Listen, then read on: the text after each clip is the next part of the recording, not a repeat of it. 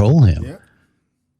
So, it's a tough situation, and it's hard to form an opinion without actually being there and understanding the entire dynamic of what happened. Or being a cop, yeah. It's not easy. It's not easy being a cop in this country. I know something that that kind of irked me.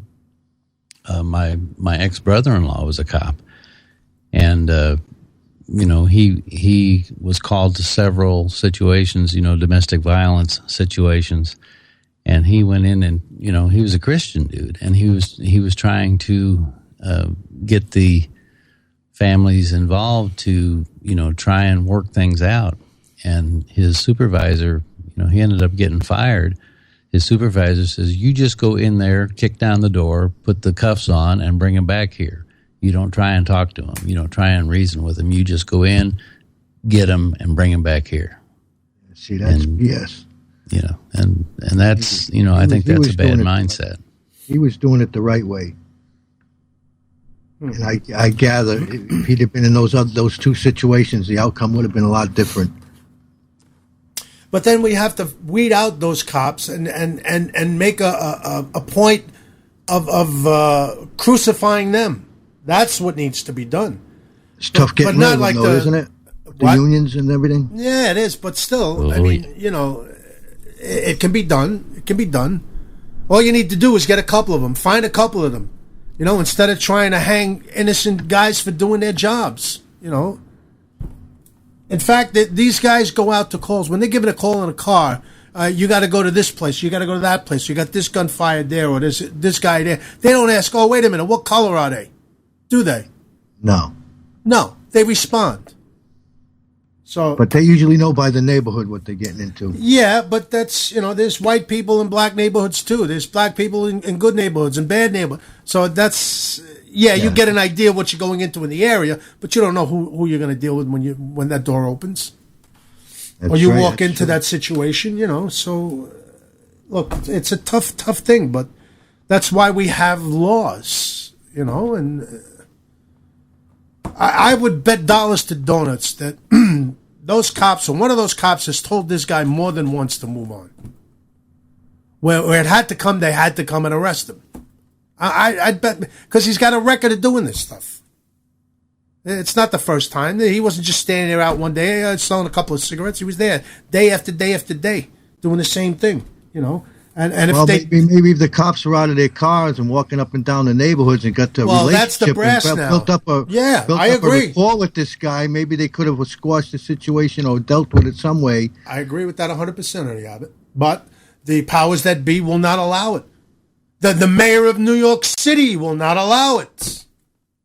So that's where the blame lies. I know in my day, man, we had our local police officer, and if he caught you out of school when you were supposed to be in school, he'd grab you up by the scruff of your neck. That's right. Bring you into school and grab you up and take you back. Kick you in the ass all along the way too. And it all has to do with respect for the police officer, and And you probably went too. I sure did. You better believe it. But what would have happened if you would have been fighting with him? My father would have kicked my ass too. Yeah. But the whole point, I think, anymore in today's society is that it's all about the me. Yep. And you don't have any right. I'm the one that's important, and there's no respect for authority. It's all about challenge authority, and I think that's where our society is really heading in the downfall. Well, you can respectfully challenge authority. It can be done respectfully. Absolutely can. So there's it's been done for years. Respectfully. Hey, listen, you're gonna put me under. I'm telling you now. Take me in, but I'm going in under protest. I want this in the record. That's all. Respectfully. Because once you go up against 4 or 5 cops, you're going to lose every single time. And nobody's going to care. All they're going to think about, unless, they have a bone to pick with somebody else and they want an excuse to do something, like in Ferguson, to burn and loot and destroy people's lives. And do they care that the business owners are black people? No, they didn't care. You know, when you start to fight with the cop, then the cop thinks, well, what else have you got to hide? What's going on? Exactly. So it's all in how you deal with things, you know? And these two guys just didn't deal correctly, especially the kid in Ferguson, you know? Plus the fact he was stoned out of his mind, you know, so maybe that contributed to things. I don't know. Maybe he thought he was invincible. Obviously. Yeah. So, I mean, I feel bad for the families because they're the ones that are left behind to deal with this bullshit. And it's hard when you've got a brother, a son, a daughter, or a sister, or, you know, that's been killed by a cop, and you have to sit there and say, well, he was wrong for what he did. But why did this happen? How did this happen? I understand those questions. But it's not easy to sit there and say, well, my brother or my son was wrong. Did he deserve to be shot? I don't know. I wasn't there. But from what people said and the physical evidence that was collected, all said the same thing, including the cop. And everything that they said backed up what this cop said. And not only that, they were all black. So it's not like you had 6 or 7 white people telling the same story. So, there you have it. But there are many, many other instances across our country, Jay, where police have, overstepped their bounds? You bet. Made some bad decisions. You bet. But those are the ones we have to go after, Ernie. That's my point. Those are the ones we got to single out. Not guys that did their jobs or accidents happen like with this guy in New York. You know, I get the cigarette thing. I do. I get it. And you're right. Yeah. He should have been told. We don't know if he was or not. But if he had been told time and time again to stop and stop and stop and stop, now we got to make an arrest because now it doesn't look good. Because how many times I got to tell you, Ernie Abbott, you can't sell cigarettes here? How many times have I told you? 5? Well, now I got stores complaining. Now I got to take you in because otherwise I look bad. Now I'm not doing my job. Well, I'm not going. Well, now you got to go. Well, I'm not going. Well, now you got to go. Well, I'm not going. Now you got 5 guys jumping on me to get me down because now you're going to jail. Yeah. And that's how I think this happened in Staten Island. The guy just wasn't ready to go to jail. And he thought, you know, it was a small crime, may have been. But I don't think the guy would have did 10 years. He probably would have got a couple of days in jail, a suspended sentence, or a ticket. You know, go to court and find out.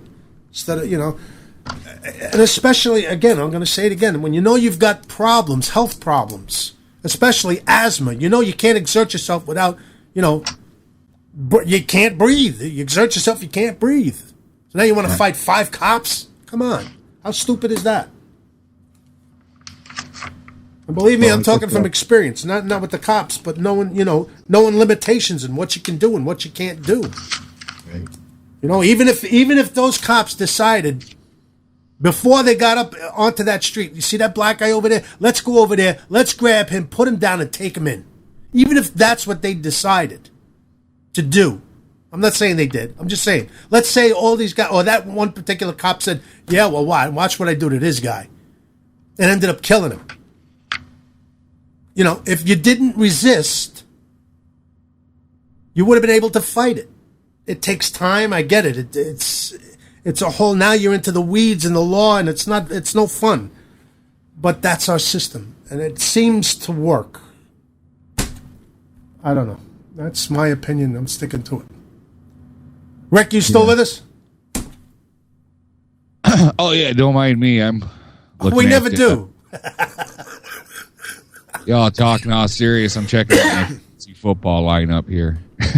Oh, you're still in the fantasy football thing? Heck yeah, I'm in the playoffs, baby. I'm in second place.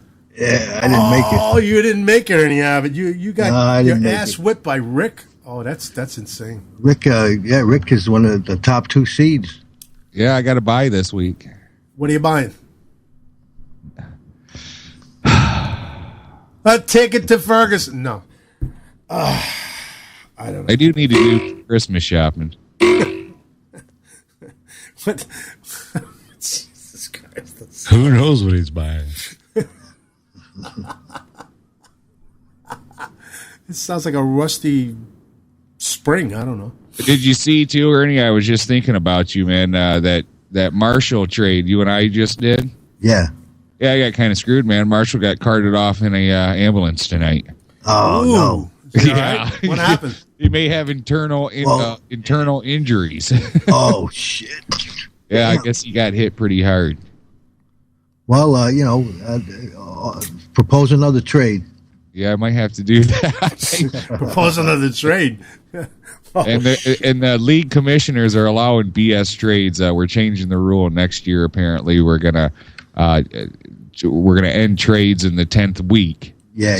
So none of these BS trades happen. That might be a good call. But while we're allowing them, I'm gonna go. Yeah, I got a few guys that you might be interested in. So I'm headed that way. Send me your wish list. Guys on injured reserve, and I'll take them, and you can have the. Sounds good. Oh, so now at this point in time, you're allowed to switch with Ernie, who's out of it completely. Now you can get all his good players. What happened was we were also allowed to trade, but we're supposed to have some kind of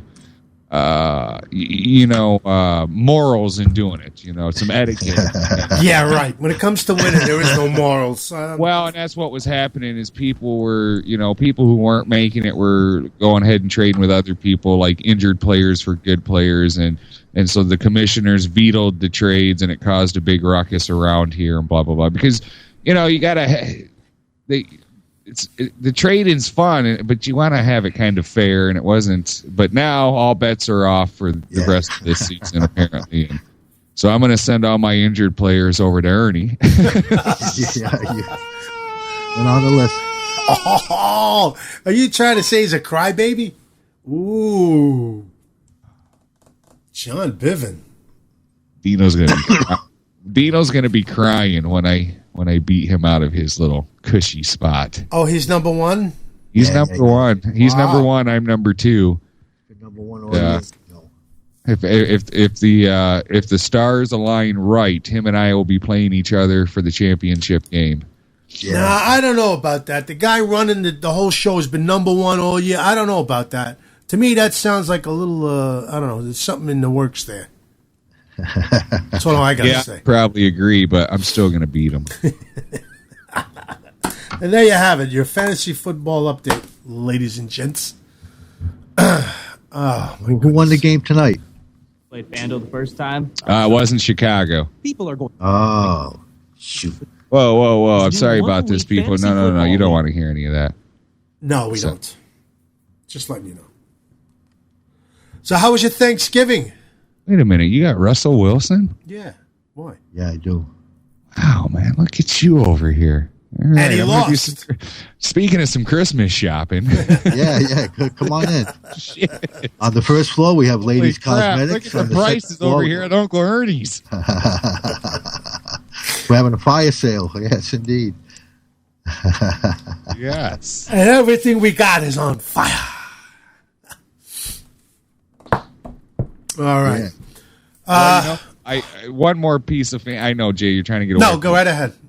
I would actually try to grab Russell from you, but you know who I picked up today from Crazy Fins on a trade? Who's that? Andrew Luck. Andrew Luck? Yeah. I gave him Mettenberger, the third string quarterback for Tennessee, and I gave him Percy Harvin, which was a bad move now that Marshall's out of the deal. Oh, shoot. Yeah, Percy Harvin's pretty good. Yeah.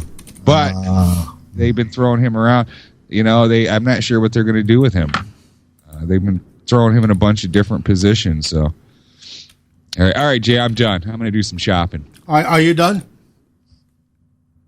But look at my defense too. The Bills. Oh, now you got bills to pay. What? Yeah, you get the bills to pay. Patches, I'm dependent on your son. Pull the family through. Oh, yeah, Buffalo Bills defense, man. Check them out, brother.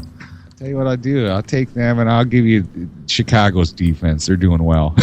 Yeah, I'll take the Bears. The Bears. And on that note, ladies and gentlemen,